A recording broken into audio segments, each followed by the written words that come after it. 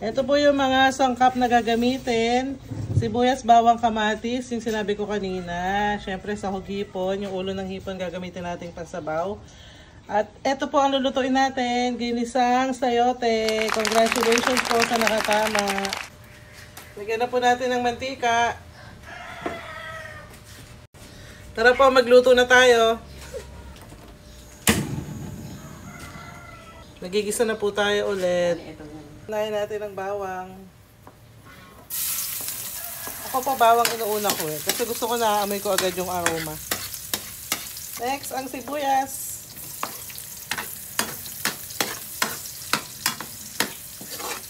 Sunod po ang kamatis.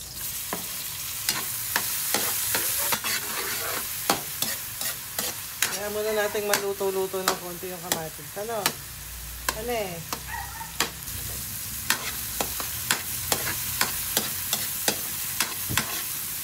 Lagay na po natin ang hipon.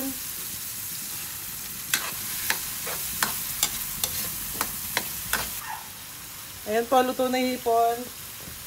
Lagay na po natin ang sayote. Sayote at carrot.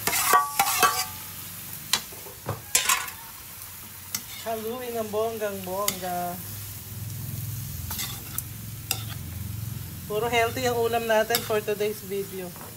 Sinimula lang kanina yung ginisang sayote. Ay, ginisang toge. Ngayon pala ginisang sayote. Lagay na po natin yung katas ng ulo ng hipon. Yun ang gagawin natin sa baw. Para medyo malasa naman. Kahit kakaunti ang hipon. Lagyan natin ang asin.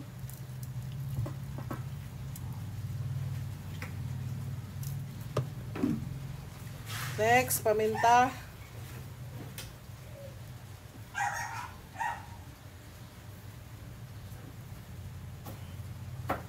Saka natin haluin para magpantay po yung lasa niya bago natin takpan.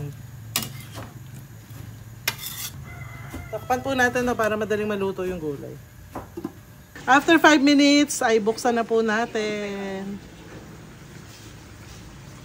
Taran! Kumukulo na po.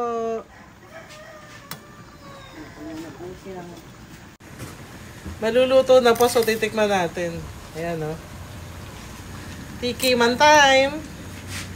Kung anong lasa. Yung kanina po hindi ko tinikman pero napakasarap. Talagang napakasarap. Siyempre ako nagluto.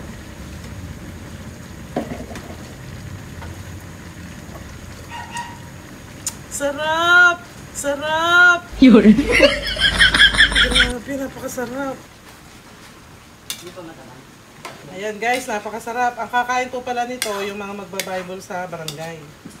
So alam nyo na guys, pag masarap, ako talaga nagluto. Nakita nyo na nagluto.